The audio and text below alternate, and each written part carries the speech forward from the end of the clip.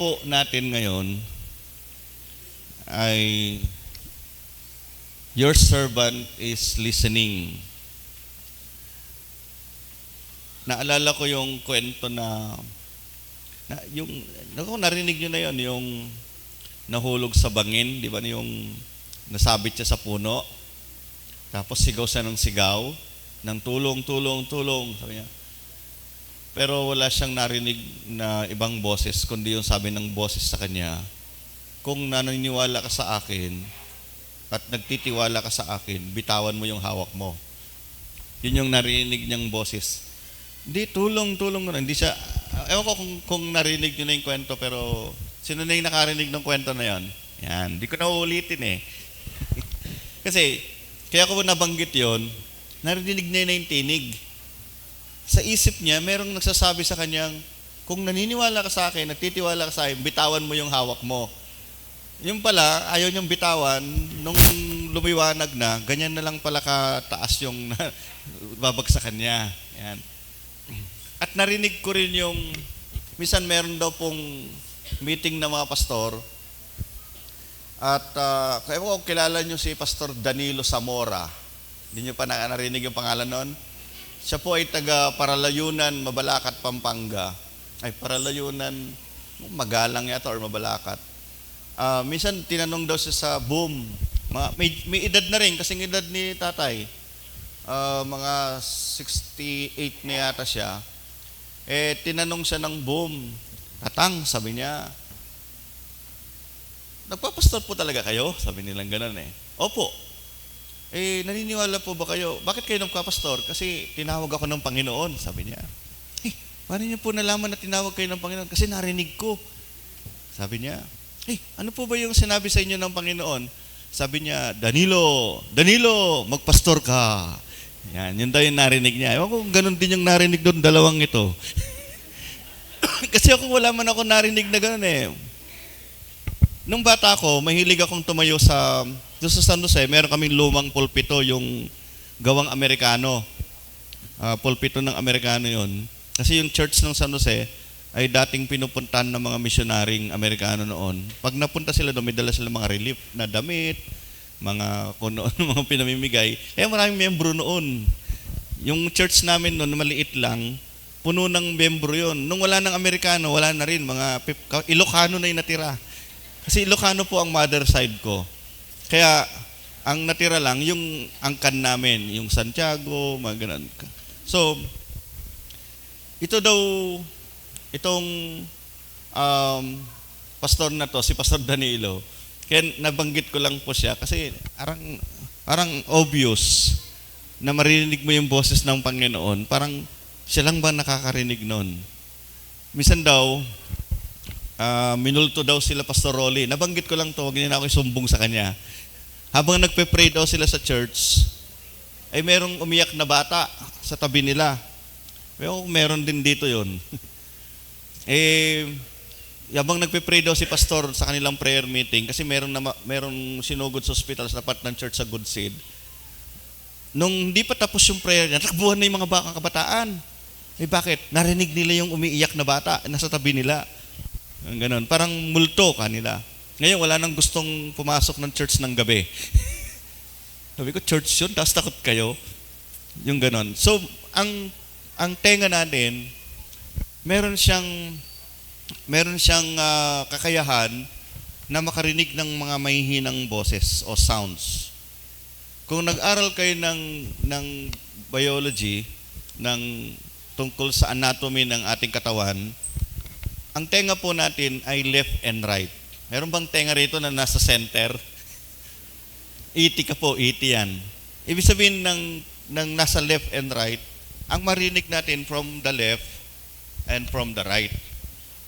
Kung meron mang sound from above, nag-spread po yan. Yung sound po kasi, wave po siya, wave. Ano ba, ito, nagsasalita ako ngayon. Yung lumalabas sa speaker, wave po yan. Wave of sound. Kaya pagka ang speaker natin nasa baba, ibig sabihin, nagbababa siya ng sound. Kasi may gravity din po yung wave. May bababa din po yan. Kaya pagka ang speaker nasa baba, tawag sa Kapampangan, titimplad eh. Yung gaganon siya. Kaya nagiging broken sound siya kasi pag may tinamaan siyang solid na bagay, nabubroken siya. Kaya sa Tarlac, nakita niyo yung speaker nila nasa taas. Kasi naniniwala yung mga engineer na pag bumaba yung sound, buo siya. Bakit hindi ba pwedeng ang speaker nasa ilalim ng semento? Yung ganon. So, kaya nga may mga speaker si Kapitan, di ba tinataas nila? Nilalagay sa taas. So, yung sound na yon, pagbaba niya, ganun lang siya. Pero merong sound po na nandun sa kabilang kanto, tas narinig mo rito. Kala mo dyan lang. Kasi dala-dala ng hangin. Okay?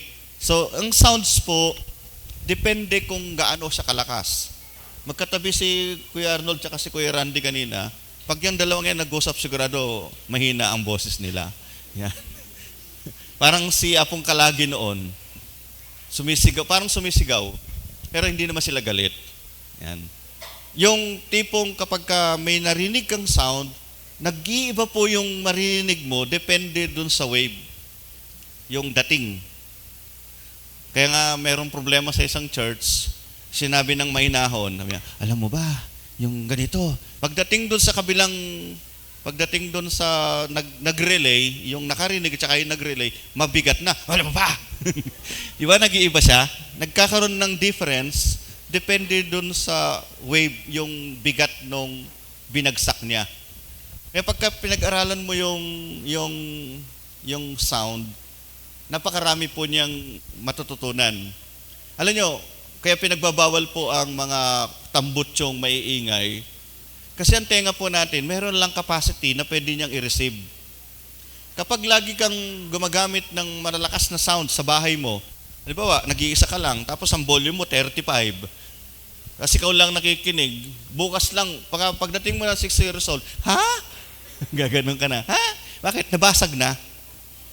Nabasag na yung eardrum mo. Lalo na yung mga nag-headset, sino yung mga mahilig mag-headset? Yung dito. Si Pastor Jopilda, laging nandito sa tenga niya yung headset. Akala nyo, maganda lang yun. Pero sumisira siya ng unti-unti ng ating eardrum. Ako minsan, meron akong panahon na mahina ang pandinig ko. Lalo na kapag sinisingil ako. Pati yung mata ko lumalabo din, hindi kita nakikita. Yun, ganun. Kaya kahapon di ko nakikita si Jaconia sa Evelyn kasi singilin na naman kami sa monthly juice. Buti na lang meron akong naitabi. Yan. So, maraming bagay sa pakikinig natin, kailangan medyo tatahimik ka muna. Kasi kung pareho kayong magsasalita, wala kayong maririnig kasi sounds mo yung naririnig mo. Kaya sa usapan, kailangan nakikinig. Ang maganda raw dito ngayon sa St. Paul, kapag may nagsasalita, wala nang gano'ng nagkukwentuhan. Tama po ba? Doon sa Kulipat, mayroong membro doon, tuwing magpe-preach tayo, ngayon natutulog. Bakit? Puyat eh. Hindi naman siguro matutulog yun kundi naantok. Tuwing magpe-preach, tulog yun. Hindi nakayuko, nakatingala. Gano'n pa yan. Alam niyo kung bakit? Kasi magdamag siyang may ginagawa. Pero hindi naman siya nalilate. Mga 15 minutes lang. Yung kanyang pagdating. Listening is one of the thing na gusto ng Panginoon. Makinig. Sino may nakikinig? Taas ang kamay? Yung di nagtaas ng kamay, di nakikinig. Mga kapatid, si Felipe at saka si Nathaniel, wala po sila sa 12 disciples. Sahin nyo, sa Matthew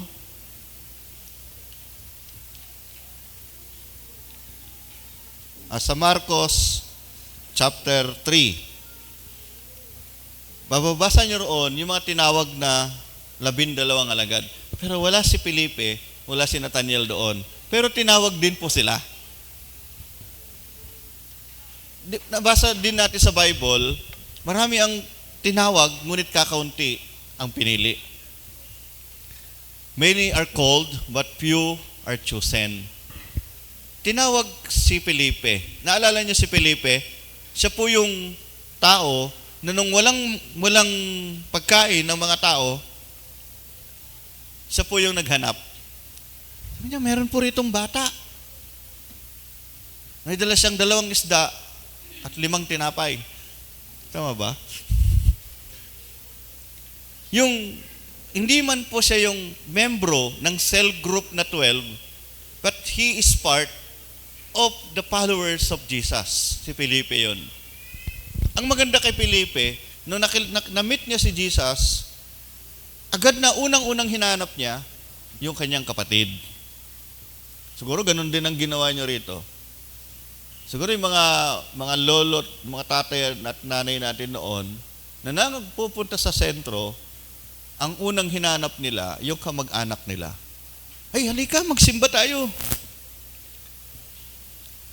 Kaya nandito kayo ngayon.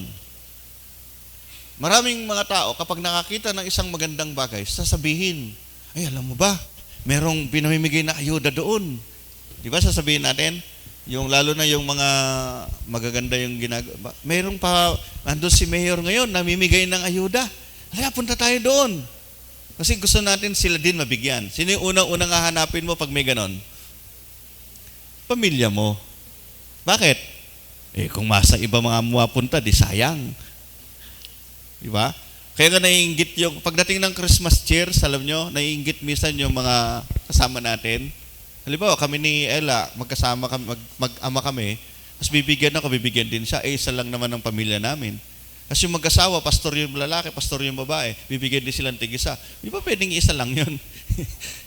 Parang gano'n. Pagka merong magandang bagay na binibigay, ang unang hahanapin natin, yung malapit sa puso natin.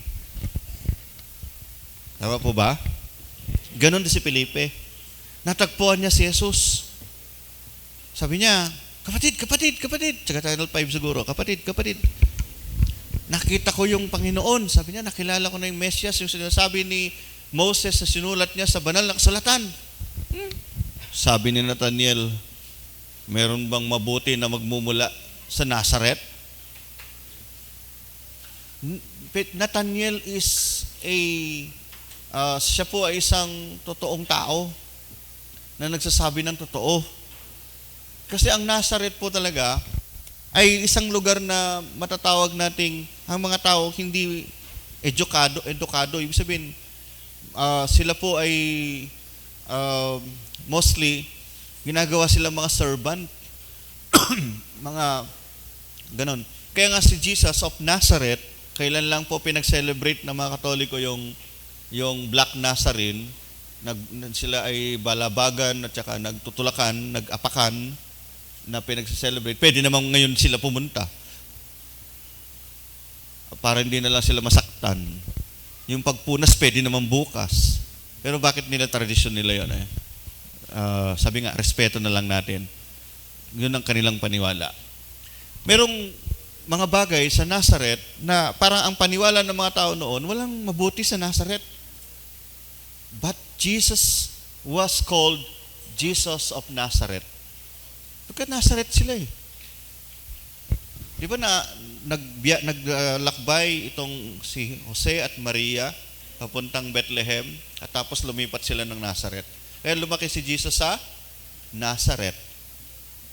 Kaya sabi ni Nathaniel, meron bang mabuti na magmumula sa Nazareth?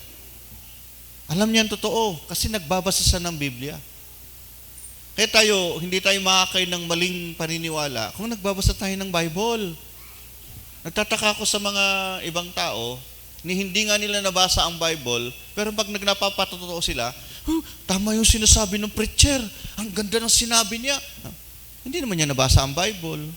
Kino-quote lang naman sa Bible, out of context, minsan yung ginagamit niya, talon-talon, hindi naman niya nakita talaga kung totoo yun. Alam niyo, ang mga taga-Bereans, pag nag-preach si Pablo, pagkatapos niya mag-preach, binubuklat nila uli ang kasulatan.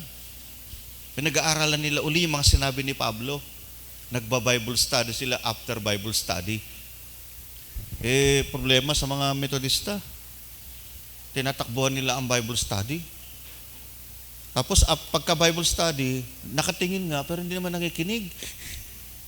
Kaya pag tinanong mo, ano po yung sinabi ko, ha? Marami tayong mga Methodistang namatay na. Hindi nila alam kung ano ang John 3:16. Alam niyo yung kwento ng multo? Meron daw pong isang pastao, ay tagalinis ng kapilya, nililinis daw niya yung kapilyang ganyan, tapos sa may pintuan, nakita daw niya yung multo, nakaputi. Ang ginawa daw niya, para napapalapit sa kanya yung multo, sabi niya, siguro kung babasahan ko sasabihin ko yung memory verse ko, matatakot tong multong ito. Sabi niya, papalapit yung multo. Sabi daw nung tagalinis ng kapilya, sabi niya, John 3:16, in the beginning, God created the heaven and earth. Sabi ng multo, meh. For God so loved the world yan. Sabi buti pa yung multo, alam niya yung verse. Alam niyo, tuwing morning devotion, ito, ang hirap gumising, 5 a.m. Nag-challenge verse tayo. Hindi ko kayo pinipilit mag-memorize, pero gusto kong magkaroon tayo ng parang, gusto ko itong verse na to. Bakit? Kasi nakikita ko, nagbabasa kayo ng Bible. Maliban lang kung kinliklo lang sa Google. No? Ibig sabihin, mga kapatid, hindi nyo maririnig ang salita ng Diyos kung hindi rin kayo magbabasa. Kasi kung totoo niyan, hindi natin naririnig ang boses ng Diyos. Yung talagang direct. God is not far. God is not so close. Hindi siya ganun kalayo at hindi naman siya ganong sobrang lapit sa atin, kundi malapit. Ibig sabihin ng malapit, nakikinig din siya. Kasi yung sobrang lapit, dinidikit na niya yung mukha niya sa atin. Yung Panginoon, minsan nagsasalita siya, hindi lang natin naririnig. Kasi sobra tayong daming pinapakinggan. Ang tenga natin, sabi ko kanina, left and right. Minsan, we hear people from the left and we hear people from the right. Pero, ilang beses ba na yung nakinig ng salita ng Diyos na tinukinggan nating mabuti? Alam niyo, meron akong isang kaugalian nung ako'y nasa college at ako'y nakadestino sa Tarlac noon. Dahil wala naman akong formal Bible school eh. Wala akong formal Bible school that time. Nag-seminary lamang po ako nung nasa Lumboy na ako. Ang aking teacher ay si 702 DCAS. Gabi-gabi yan. Pag umaga, 6 a.m., hardin ng panalangin. Sino po ngayon ang nasa hardin ng panalangin? Si Joey Umali. Pastor Joey Umali. Meron kay radyo? Wala. Kasi cellphone na ngayon eh. Pero napipindot na ngayon yung 702 DCAS sa cellphone natin kung may load. Pagdating ng alas 6, 6:30, Ed Lapis. Nakikinig ako kay Ed Lapis. Tapos meron na yung sunod-sunod na yon hanggang matapos na po yung magcha-Chinese na. Gabi-gabi po yun. Pagkatapos kong mag-Bible study, mag-campus ministry, radyo po ang katabi ko. Alam ni Kuya Arnold dyan, tsaka ni Ate Lisel, kasi nakatira ako sa loob ng compound. Pero hindi nila alam na nakikinig ako doon. Kasi umuwi na sila ng 5 eh. Yun po ang aking ginawang habit. I listen. Kaya kung minsan, makikita nyo ako, nagme-message po ako sa inyo, wala po akong outline. Wala akong narrative. Wala akong sinusulat. Kasi ang lahat ng salita ng Diyos, nandito.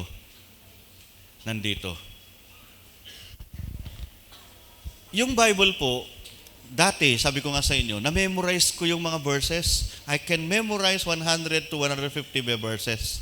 Nakikipagdebate ako. Mapa Mormon, mapa INC, mapa Jehovah's Witnesses, mapa Muslim. Kaya kong harapin. Pero alam nyo, isang natutunan ko, wala ka namang mawapala sa debate. Ang gawin mo na lang, ipamuhay mo na lang yung buhay mo sa paglilingkod sa Diyos. Kaya ngayon, yung salita ng Diyos na yun na nasa akin, tuwing tatayo ko sa pulpito o sa anumang platform, ang sinasabi ko lang lagi is the love of God. Yun ang tinuro sa akin ng Holy Spirit. Wala na akong pakialam kung ano yung paniniwala mo, kung ano yung kundi para sa akin, si Lord ang magsasalita sa iyo. Kung makikinig ka. Si Nathaniel, nung marinig niya yung kanyang kapatid, sabi niya, wala namang manggagaling na mabuti sa Nazareth eh.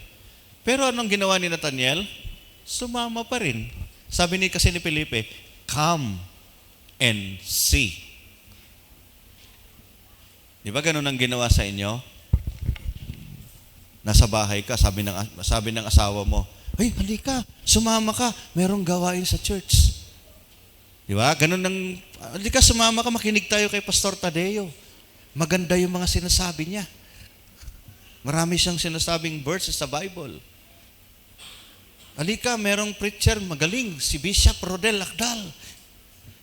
Yung tao, hindi mo siya sinishare na kung ano ng mga verses sa doktrina ko pa man, basta sabi mo sa kanya, halika, sumama ka. Yun ang ginawa ni Felipe. Ang ginawa ni Nathaniel, sumama siya. Bakit? Tiwala siya sa kapatid niya eh.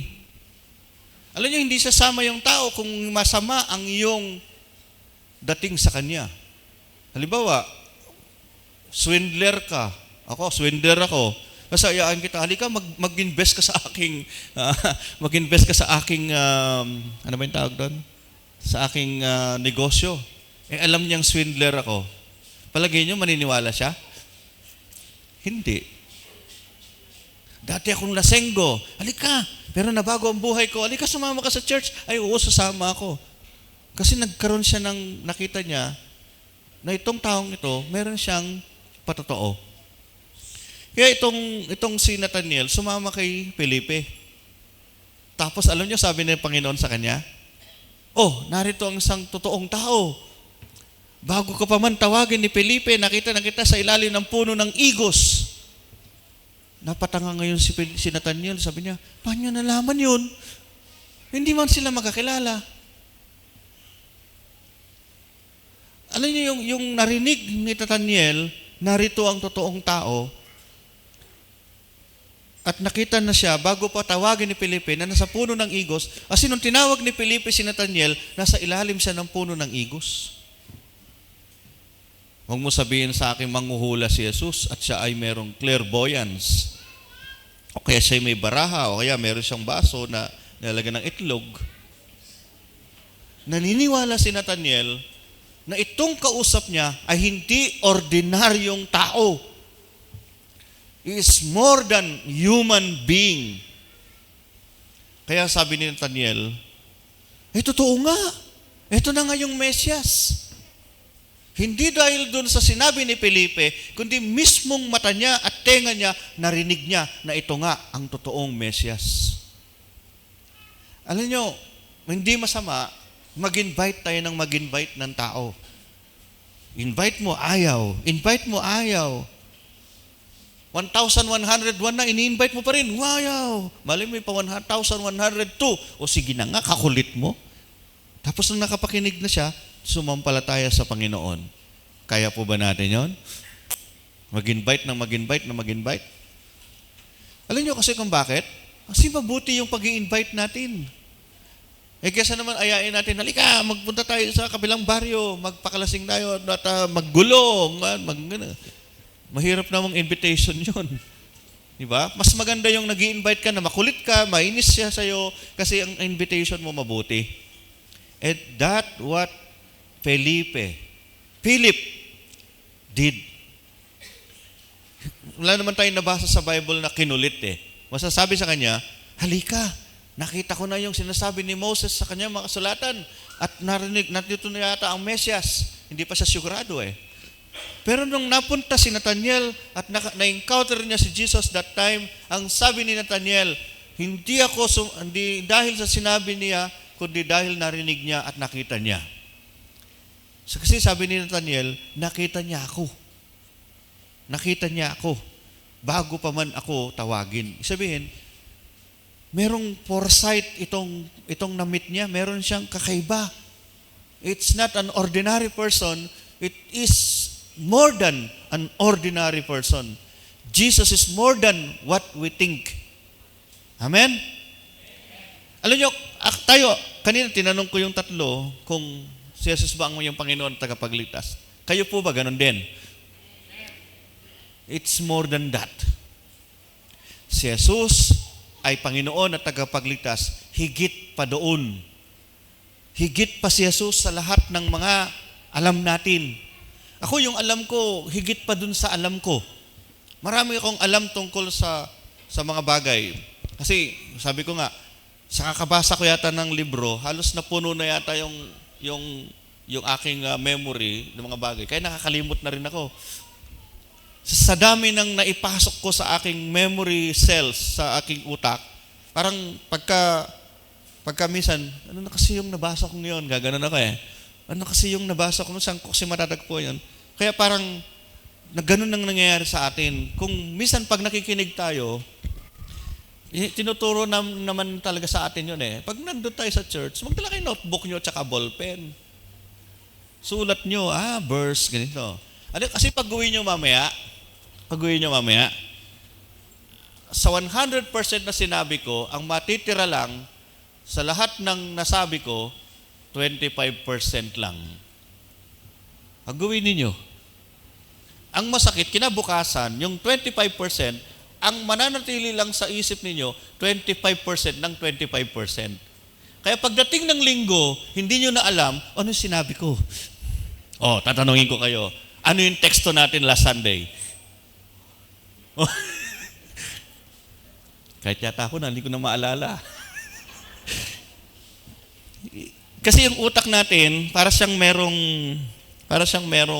disperse at saka, ano ba yun? Yung parang nag-aalis siya ng ibang bagay para makapasok ang bagong idea.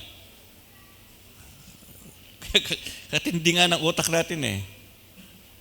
Kaya sabi ni Solomon, kung patalinuhan lang, siya daw yung pinakabobo. Kasi hindi lahat ng bagay alam niya.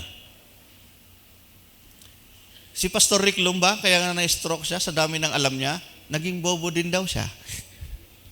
Kasi habang dumadami daw yung nalalaman mo, mas marami ka pang hindi nalalaman.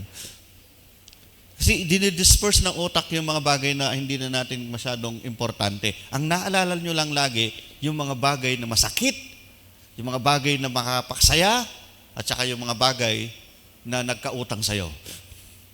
Yun yung mga naalala ninyo. Pero yung mga bagay na maliliit na bagay, halimbawa, nakita mo yung langgam, lumalakad, mamaya di mo na alam yun. Ako minsan, pag nagdadrive ako, tinitingnan ko yung mga plate number. Kasi libangan ko yun habang nagdadrive eh. Tinitingnan ko yung nasa harap kong ganyan. Pero mamayang pagkatapos ko mag-drive, di ko na maalala yung plate number. Kasi hindi ko siya ini-store sa utak ko na, tandaan ko to, i-memorize ko to. Alam nyo, nung nag-aaral ako ngayon ng EMS, kagaling ko mag-memorize. Halimbawa, exam namin bukas, mag-memorize ako. Alam ko lahat yun. Tapos pag nagtaas ng exam, after 2 hours, di ko na maalala. Ewan ko kung pare-pareho tayo ng pagkapanahon ng prelim, kasi may prelim pa noon midterm, finals, yung 3 days before, memorize ka ng ganyan. Alam mo yung mga binememorize mo eh. Kaya lang after ng exam, subukan mo kayang i-test uli, nalimutan na niya. Kasi na-store yun sa utak, tapos i-disperse ng utak pagkatapos. Kasi sabi ng utak mo, okay na, wala na, hindi mo na kailangan yan. The same with the Word of God. Minsan kapag nagkakaroon tayo ng challenge sa buhay, huwag kayo magtaka kung may mga pagsubok sa buhay. Minsan pag may pagsubok sa buhay, pinapaalala sa iyo ng Panginoon yung mga verses na dati mong nabasa. Ay, sabi ng Jeremiah 33:3, naalala ni Kuya Arnold yun. Kaya yun yung naging tema natin. Bumabalik sa atin yung mga verses na yan kasi naka-store lang talaga dito yan. Kaso hindi na yun masyadong pinibigyan pansin ng utak natin. Kagaling nga ng Diyos eh. Ako, inahangaan ko si Lord eh. Sipin mo yung bituka. pag tinistraight mo siya, isang basketball court. Di ba? Tama po ka, ano ba si Ate Julie at si Ate Rowena? Yung bituka natin, yung intestine. Pagka sinistraight mo yan, isang buong basketball court, yung haba. Pero bakit nagkasya rito? Kasi ginawa ni Lord, binuloktot-baloktot niyang ganyan. Hindi naman nung bata ka gumawa si Lord na binuksan niya yung tiyan mo, tapos ginanon niya. Pitos ka pa lang, hinuhubog na ng Diyos yung bituka mo. Tapos yung utak natin, hindi ko alam kung nandito o nandito lang sa harap. Nilagyan niya agad ng support para hindi makalug. Kaya yung mga asawa, pinag-helmet, baka mauntog at maatawuhan. Kasi nilagyan ng Diyos ng support yan. Ito yung ating helmet. Itong buto na to. Isipin nyo na lang kung ang utak natin nasa labas. Ano mangyayari sa atin? Mabavirus na yan, magkakaroon ng mga ano. Magaling si Lord. Magaling siyang mag-design. Magnificent and amazing design of our body. Itong kilikili natin. Kahit pinapawisan minsan. Parang walang kwenta, di ba? Pero alam niyo po ba, kapag namamalengke ka, importante yan. Dampot. Di ba? At saka itong mga singit ng daliri natin, kailan niyo walang importante yan? Mahalaga po ito. Di ba? Yeah, Pandora. May mga bagay na parang napakaliit ng kanyang contribution, pero sila po yung nagdadala ng something is good for us. Si Felipe, si Nathaniel, kung tutuusin, wala sila sa 12 disciples. Pero anong role ni Felipe? Siya yung naganap ng tinapay at isda. Sino si Nathaniel? Nabasa niyo po ba sa Bible kung ano yung naging function ni Nathaniel? Meron akong pinsan, Pastor Nathaniel Candelaria ng Nueva Ecija. Yun ang bagay na parang sasabihin mo sa sarili mo, wala naman akong ginagawa rito sa church, hindi naman ako importante, di naman ako council person, di naman ako opisyalis. Alam niyo po ba, na kahit hindi ka officer, na kahit ikaw ay ordinaryong member ng church, parang kilikili ka na rin. Hindi. Parang ikaw yung bagay na kapag kailangan ka na, gagamitin ka ni Lord. Hello? Meron tayong pagawain. Ano sasabihin mo? Magdo-donate ako. Meron tayong paglilinis. Magdadala ako ng walis. Hindi ka man, wala ka man sa tinatawag na leadership. Wala ka man doon sa katulad namin na mga pastor. Bawat isa sa inyo ay merong contribution sa buong ministry ng simbahan. Kung pinapakinggan mo lang yung tawag ng Diyos. Alisin na muna natin yung mga dahilan. Pagkalimbawa, sabi, maglinis tayo. Huwag muna kayong magdahilan. Makinig muna tayo sa Panginoon. Alam nyo, kapag nakikinig ka sa Panginoon, laging ganito yan eh. Alam niyo yung palo sebo, ang prinsipyo ng palo sebo, hindi paligsahan lang. Madulas yun eh. Ang prinsipyo ng palo sebo, pagtutulungan. May tao sa baba, may aapak sa balikat, may susunod na balikat, hanggang hindi naman lahat ng papatungan, kawawa na may nasa baba, tutulak niya pataas. Ganon tayo. Madulas at mahirap ang ating ministry. Pero kapag nakuha niya yung premyo, wow, it's a victory. Magsa-celebrate tayo ng 30 years kasi pinakinggan ng mga matatanda, yung mga nauna, mga pioneer members natin, pinakinggan din ni Apong Catalino Magno yung request ng mga ito at si Pastor Tadeo ay nakinig din, kaya naroon tayo rito. At kayong mga tinawag, mula sa inyong mga bahay, tinawag kayo, nakinig kayo, nagsumampalataya kayo, kaya kayo narito ngayon. Kaya magpasalamat tayo sa Panginoon. Ito na lang yung kailangan nating gawin. Huwag niyong alisin ang pakikinig. Makinig tayo. Malagi tayong manahan sa mga salita ng Diyos. Huwag tayong gumaya doon sa minumulto. John 3:16, sa pasimula pa nilikha ng Diyos. Mali yung verse niya. Kailangan magsimula tayong mag-memorize ng verse. Kahit na hindi kompleto, hindi accurate yung verse natin. At least meron. Mag-start tayo, matanda na ako, wala na akong ma-memorize. Kahit 5 lang. Halimbawa, sa 1 taon, maka-memorize ka ng 5. Para maganda, yung mga mahirapang mag-memorize, para ma-memorize nyo, sulatan nyo yung pader nyo, lagyan yung uling. Siguro naman kung buong pader ninyo may mga verses, pag tingin nyo, ay may verse na doon. O kaya, para mas maganda, ipatato nyo sa paa nyo. Yung tipong gusto nyong mayroon kayong maalalang verse, sa panahon na nagkakaroon kayo ng suffering, ng lungkot, ng problema, ito yung maalala nyong verse. Tatanungin ko uli kayo, ano ang life verse ninyo? Yan. So, ang life verse na yan, ano ba yung life verse? Ito yung isang verse na lagi mong naalala kapag may problema ka. Ito yung verse na ako, bagamat may mga minsan may parang atake yung salita ko sa inyo, part po yun ng message of the Lord na gusto niyang maalala natin. So, listening is one part of our growth. Kaya kung meron mang bagay na nasabi, nasaktan ka, sabihin mo na lang, okay, noted.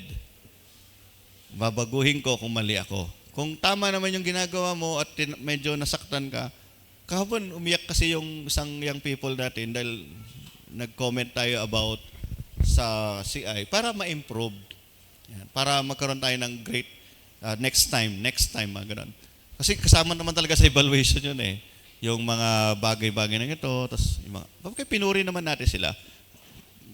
Alam nila Banji at saka nila Kuya Arnold yung ang lahat ng activity, may after the activity may evaluation. Para next time di na uulitin. So, ngayon, lalabas kayo ng pintuan. Ano yung narinig yung tinig ng Diyos ngayon na gusto niyang ipagawa sa inyo? Yan. Pero ba? O wala? Ano yung gusto niyang ipagawa? Pag uwi ninyo, maglaba ka? Magluto ka?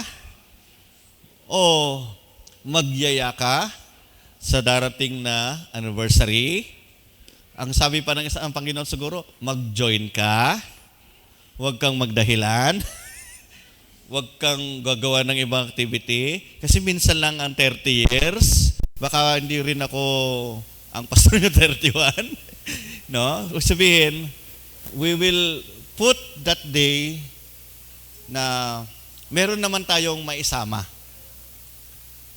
Hindi, sa totoo lang, marami pa tayong members na hindi nagche-church every Sunday. Halos kalahati lang yung hindi pa dumadalo. Baka sinasabi ng Panginoon sa iyo, sumama ka sa visitation, mag-conduct ka ng Bible study, wag puro si pastor lang, mag-invite ka sa bahay mo, buksan mo ang kubo mo. Di ba may mga kubo-kubo kayo? Baka pwedeng doon tayo. Baka sinasabi ng Panginoon, mag-contribute ka para sa welfare fund ng mga pastor. May mga boses ng Panginoon na sinasabi sa iyo. Minsan, dini-ignore lang natin. Pero one time, mag-silent mode ka, alisin mo muna yung cellphone mo, tumahimik ka muna, huwag ka muna sumayaw ng TikTok, magbulay-bulay ka muna, listen very well. Baka ikaw si Nathaniel, tinatawag ka ng Panginoon. Kung meron man pong calling na yan, hayaan yung magsalita ang Panginoon at magtiwala kayo sa Kanya. There is what God is telling to us. Come and see. Let us pray. Lord, narito po ang iyong mga lingkod, handang makinig. Kung meron man pong bagay na dapat baguhin, ayusin, at gawin, magsalita po kayo.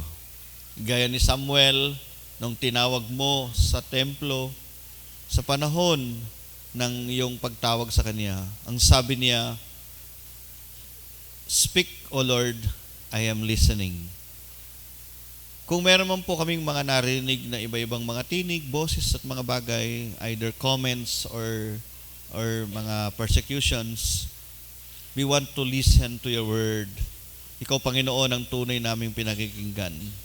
Sana ay magkaroon ng maayos na pandinig, ang aming mga tenga, maayos na pangunawa, at hindi po ito magiging dahilan para po manghina kami at mawala. Lord, speak to us, edify us, and we want to serve you, Lord. Alam ko po, kayo ang Diyos na walang hanggan. In Jesus' name, ito po ang aking dalangin. Amen.